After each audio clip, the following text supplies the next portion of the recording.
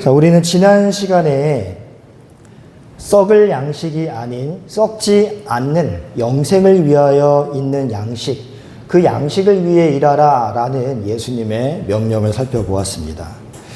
그리고 예수님께서는 그 양식, 곧 영생하도록 있는 양식은 예수님께서 친히 너희에게 주실 것이다 라고 말씀하셨죠. 따라서 이 영생하도록 있는 양식, 다시 말해 하나님의 일, 구원이라는 것은 선물이라는 것입니다. 선물. 예수님이 공로 없는 인간에게 거저 주시는 은혜의 선물이 하나님의 일이며 구원이에요. 그런데 오늘 본문에 보시면 예수님의 그 말씀을 들은 자들의 질문이 나와요. 28절을 함께 읽어보겠습니다. 시작. 그들이 묻되 네, 우리가 어떻게 하여야 하나님의 일을 하오리까? 여러분, 인간이 이상하게도 하나님이 주시는 선물을 그냥 받아 누리려고 하지 않습니다. 자신의 행위로 인해서 자신이 보상받을 자격이 있다고 생각하기 때문이에요. 예수님이 너희에게 그냥 선물로 주시겠다라고 말씀하셨는데 우리가 어떻게 하여야 하나님의 일을 합니까? 라고 질문을 합니다. 모든 인간은요, 구원받지 아니한 자연인은 자신이 행한 행위로서 구원을 획득할 능력이 있다라고 착각을 해요. 그리고 그럴 만한 자격도 있다라고 생각을 합니다. 구원이 은혜로서가 아니라 보상으로 주어지는 것이라고 착각하기 때문이에요. 죄인들은 선물을 얻기 위해서 자기가 뭔가 해야 된다라고 생각합니다. 젊은 부자 관원의 이야기에서도 같은 양상이 나타나죠. 한번 찾아가 보겠습니다. 누가복음 18장 18절 함께 읽어볼게요. 시작.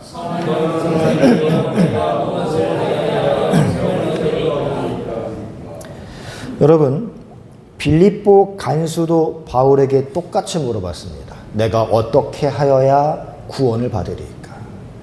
그때 바울의 답변은 너무나 간단 명료했습니다. 뭐였어요? 주 예수를 믿으라 이거예요. 주 예수를 믿으라. 여러분, 하나님께서 받으시는 유일한 한 가지 일은 그의 아들을 믿는 거예요.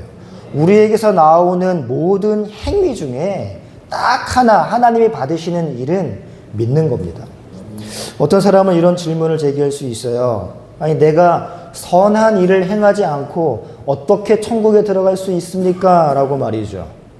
물론 선행을 하지 않으면 천국에 들어가지 못합니다. 그건 불가능해요. 우리가 선한 품성을 가지고 선한 행실을 하지 않으면 천국에 들어갈 수 없습니다. 하지만 이것은 행위 구원을 말하는 게 결코 아니에요. 여러분, 천국에 들어갈 수 있는 자격이 되는 그 선한 품성과 선한 행실은 반드시 흠이 없는 것이어야 합니다.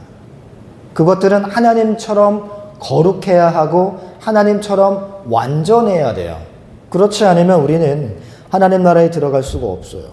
그렇다면 우리는 그 흠이 없는 하나님처럼 거룩한 선한 행실과 선한 성품을 어떻게 품고 어떻게 행할 수 있겠습니까? 인간으로서는 절대 불가능합니다. 그래서 하나님께서 직접 우리를 구원하시고 우리에게 구원받은 자답게 하나님 나라 백성답게 그 안에 선한 품성을 주시고 선한 행실을 나오도록 우리를 만드시기로 작정한 거예요. 구원이 먼저이고 그 다음에 품성과 행실이 따라오는 것입니다. 구원이 나중이고 품성과 행실이 먼저가 아니에요. 품성과 행실을 근거로 구원을 주시는 게 아니라 일단 구원해 주시고 호적에 올려주시고 하나님의 자녀로 품어주시고 그 다음에 그 하나님 나라 백성다운 품성과 행실, 하나님 나라의 자녀다운 품성과 행실을 우리 인생 속에서 하나님이 차츰차츰 우러나오도록 인도하시는 겁니다. 그 안에 가장 많이 사용되는 것이 고난이죠. 하나님 나라에 들어가기 위해서는 선한 품성과 선한 행실이 필요한데 죄인인 인간이 아무리 노력하고 아무리 몸부림쳐 봐야 그들에게서 나오는 선한 품성과 선한 행실은 흠이 있는 것에 불과합니다. 그래서 하나님이 일단 먼저 구원해 주시고 그에 걸맞는 속성과 행실을 차츰차츰 우리의 인생이란 시간 속에 우리에게 부여해 주는 거예요. 그것을 우리는 신앙용어로 성화라고 이야기하죠. 그러므로 우리가 행할 일은 주 예수께서 우리를 대신하여 이루신 그 일을 받아들이는 것뿐입니다. 이것이 바로 하나님이 우리에게 요구하시는 거예요. 나의 행위를 포기하고 그가 사랑하시는 아들의 일을 받아들이는 것, 그것이 우리에게 요구하시는 전부입니다.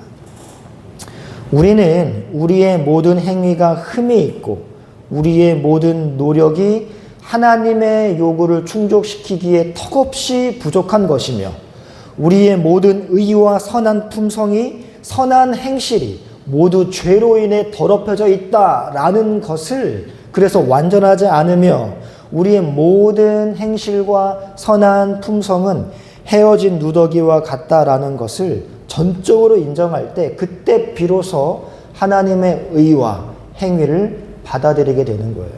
이것이 바로 심령이 가난한 자의 특징입니다. 자신의 심령이 파산 상태에 이르렀음을 깨닫고 애통하는 자의 특징이에요. 그래서 화로다 나여 어찌할꼬 탄식하며 구원의 손길을, 외적 구원의 손길을 기다리는 그 자. 천국은 바로 그러한 자의 것입니다.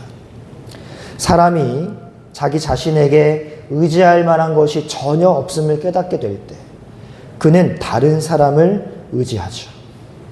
내 자신 속에 의지할 만한 것이 전혀 없다라는 걸 깨달을 때 그때 외적 도움의 손길을 바라는 것입니다. 나에게 수용할 능력이 있다라고 착각하는 사람은 물속에서 구조자의 손길을 기다리지 않습니다. 자신에게 자신을 구원할 능력이 없고 이제 곧 깊은 바닷속에 가라앉아 죽음을 맞이할 수밖에 없구나라는 걸 처절하게 깨달은 자만이 구조자의 손길을 간절히 바라는 것이죠. 하지만 모든 인간은 나의 품성과 나의 행위와 모든 것이 흠이 있고 너덜너덜한 누더기와 같다라는 사실을 전혀 깨닫지 못합니다. 모든 자연인이 그래요. 그 이유가 무엇인지 아십니까? 사탄이 우리의 지성과 영성을 흐려놓았기 때문이에요. 마음이 어두워졌기 때문입니다. 그래서 내가 착하게 살면 막연히 좋은 곳에 가겠지라고 생각하고 살아요. 마음이 어두워졌기 때문에 죄인으로 하여금 자기 자신의 일을 부인하고 구원을 위해 주 예수를 견고하게 붙잡게 하는 것은 성령께서 행하시는 일인 것입니다. 성령께서 깨닫게 해주지 아니하시면 그 누구도 자신의 영적 파산 상태를 인식할 수 없어요. 사랑하는 성도 여러분, 구원은 우리의 성품이나 행위로 인한 것이 아니에요. 구원은 종교 생활에 의해서도 얻어지는 것이 아닙니다. 구원은 오직 하나님이 그리스도를 통하여 이루신 그 일을 받아들이는 믿음으로 말미암아 주어지는 값없는 선물이에요. 그런데 그 믿음이라는 구원을 받을 만한 그릇 역시 하나님께서 택한 자에게 선물로 주셔야만 생성이 되는 겁니다. 내가 믿어야지 마음속에 제 아무리 다짐해도 그 믿음은 강화되거나 생성되는 게 아니에요. 그러나 여러분, 이 우매한 자들의 말을 한 번 더 보십시오. 6장 30절을 읽어볼까요? 6장 30절 시작.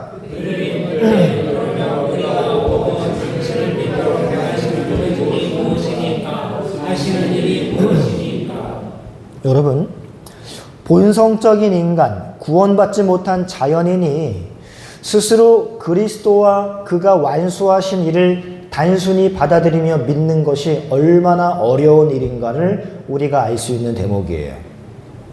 예수님은 믿으라 말씀하셨습니다. 그러자 그들이 뭘 요구해요? 우리에게 표적을 보이라 라고 요구합니다. 인간은요, 믿기 전에 봐야 돼요. 백문이 불여일견이라는 말처럼 보지 못하면 믿지 못하는 게 자연인의 속성입니다. 인간은 믿기 전에 봐야 돼요. 그러나 성령이 그 마음에 들어와 그 돌 같은 마음을 만지시고 부수셔서 고기처럼 부드러운 마음으로 변화시킨 자들은 이상하게 보지 못하는 데 믿어집니다. 여러분, 이들은 여전히 돌 같은 마음을 소유하고 있기 때문에 예수에게 믿을 만한 표적을 보이라 라고 요구합니다. 예수 당신이 하나님이 보내신 자라는 것을 보증해 줄 만한 신임장이 있습니까? 라고 그 신임장을 내보여라 라는 거예요. 그 신임장 역할을 하는 기적을 보이라는 겁니다. 평범한 인간이 할 수 없는 기적을 보이면 내가 당신 하나님이 보낸 자라는 걸 믿겠다라는 것이지요. 여러분, 이 우매한 자들이 요구하는 이 요구가 5,000명을 먹이신 바로 다음 날 아침에 제기된 요구라는 사실을 여러분 생각해 보세요. 불과 하루도 채 되기 전에 그들은 우리 주님께서 행하신 그 이적으로부터 유익을 얻었고 감탄했습니다. 그들에게는 이미 그분이 하나님의 아들이라는 충분한 증거를 이미 받았어요. 그러나 여전히 믿지 못합니다. 그들은 이미 예수가 하나님의 아들이라는 증거를 목격했고 그 증거를 가지고 있지만 그거를 순식간에 망각해버려요. 그리고 또 다른 증거를 요구합니다. 당신이 하나님의 아들이라는 걸 증명을 하는 것이죠. 여러분, 우리 주위에도 하나님의 존재를 입증할 수 있는 수많은 증거로 둘러싸여 있습니다. 하지만 영의 눈을 뜨지 못한 사람, 마음이 돌 같은 사람은 인식할 수가 없어요. 그래서 그들은 묻습니다. 참으로 자주 이렇게 묻습니다. 하나님이 어디 있냐라고 말이죠. 그들은 하나님이 존재하신다면 자연재해가 일어나지 않아야 된다라고 주장해요. 근데 믿는 자들은 그게 하나님의 섭리이며 필요에 의해 주어진 것이라고 인정합니다.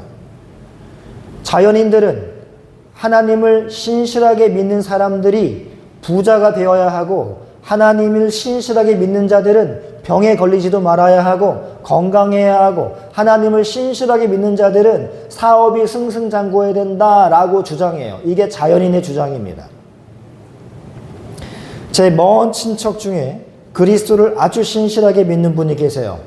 그분은 혈액암으로 수년을 고생하시다가 하나님의 부르심을 받아 소천하셨습니다. 또 제가 전 교회에서 10년간 사역했던 교회에서는 사모님이 난소암으로 6년, 7년을 고생하시다가 하나님의 부르심을 받았습니다. 그러자 주변 불신자 가족들이, 저의 불신자 가족 중 한 사람이 이렇게 저에게 항변했습니다. 하나님이 자기를 그렇게 신실하게 믿어주고 자기 말대로 살려고 애쓰고 헌금도 많이 내고 새벽마다 일요일마다 교회에서 열심히 기도하고 봉사한 그 사람의 혈액암과 난소암도 고쳐주지 않고 죽게 내버릴 수 있느냐라고 항변을 해요. 그러면서 그분의 결론이 이겁니다. 하나님은 없다. 있어도 악한 신이다. 라는 게 그분의 결론이에요. 여러분, 그러한 자들은 하나님의 존재 증명을 풍요와 만족과 나의 결핍을 채워주는 곳에서만 찾으려고 하기 때문에 하나님이 보이지 않습니다. 풍요를 가져가시고 나에게 결핍을 주시는 분도 하나님이시며 나의 건강을 가져가시고 질병을 허락하시는 분도 하나님이라는 것을 인정할 때 그때 비로소 보이지 않던 하나님이 보이기 시작할 겁니다.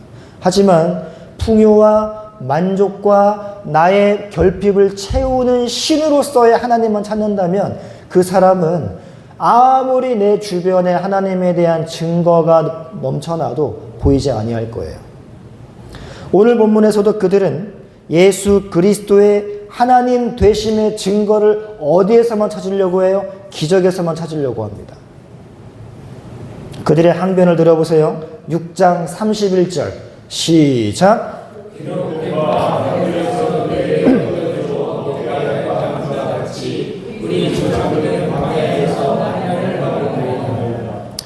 자, 이들의 질문은 이겁니다. 당신이 모세보다 더 위대합니까? 하나님이 세우신 모세 알터인데 그 하나님이 세우신 모세보다 예수 당신이 위대합니까? 이걸 묻는 거예요. 그렇다면 그 증거를 대시오. 또 기적 이야기합니다. 그들은 모세가 내려준 만나 이야기예요. 모세를 통하여 주신 그 만나에 비교하면서 그들이 바로 전날 목격한 오병이어 기적을 업신여기고 있습니다. 예수 당신이 우리로 하여금 당신을 하나님께서 보내신 자라는 것을 믿게 하려면 당신은 우리에게 모세보다 더 큰 일을 보여야 한다라는 거예요. 당신은 겨우 5,000명 먹였소. 그것도 어제 단 한 번뿐이다. 하지만 모세는 수많은 우리의 조상들을 60만 명에 달하는 그 조상들을 40년 동안이나 매일같이 하늘에서 만나를 내려 먹게 하였다. 이게 그들의 논리라는 겁니다. 이에 대한 예수의 답변을 보세요. 당신이 모세보다 위대하오? 라는 질문을 한 그들에게 32절에서 예수님이 뭐라고 말씀하십니까? 읽어봅니다. 시작.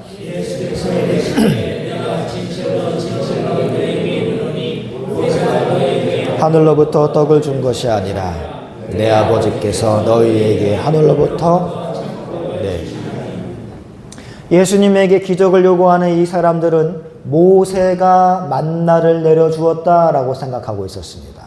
그러나 그것은 예수님의 말씀처럼 모세가 준 것이 아니죠. 누가 준 거예요? 하나님께서 내려주신 겁니다. 모세는 하나님께 쓰임받은 도구에 불과해요. 그들은 모세라는 도구를 통해서 하나님을 봤어야 됐는데 그냥 그 도구에만 시선이 꽂힌 거예요. 모세가 위대하다. 어떻게 하늘에서 만나를 내렸지? 이렇게만 생각한 겁니다. 그 모세를 통하여 만나를 내려주신 그 제1 근원이신 하나님께는 그들의 시선이 미치지 못했던 것이죠. 여러분, 인간은요, 매개체를 의지하거든요.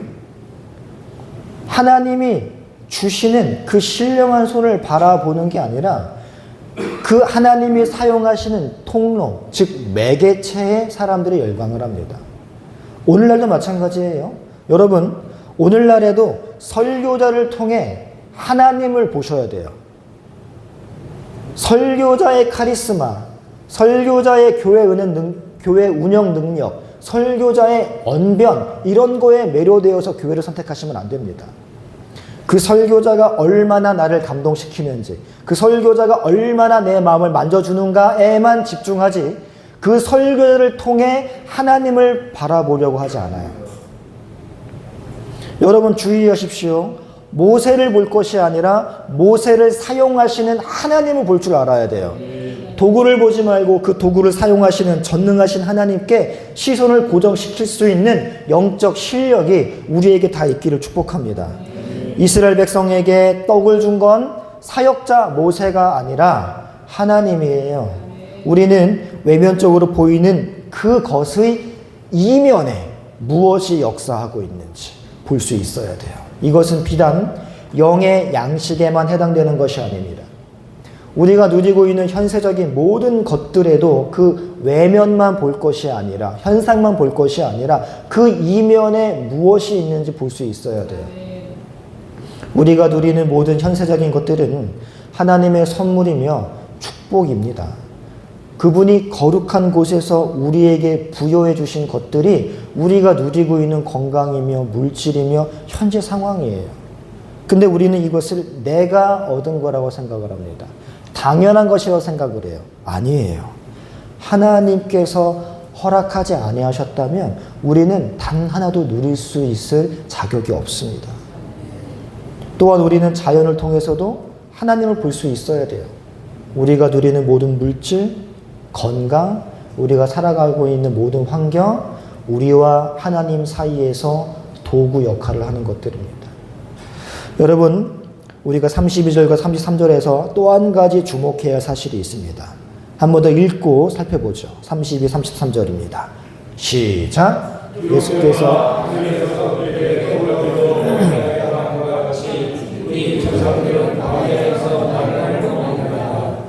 예수께서 이르시되 내가 진실로 너희에게 모세가 너희에게 하늘로부터 떡을 준 것이 아니라 내 아버지께서 너희에게 하늘로부터 참떡을 주시나니.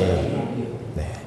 자, 여기에는 한 가지 대조가 있습니다. 제가 33절을 안 올려드린 것 같네요. 33절에 보시면 하나님의 떡은 하늘에서 내려 세상에 생명을 주는 것이니라 라고 기록이 되어 있습니다.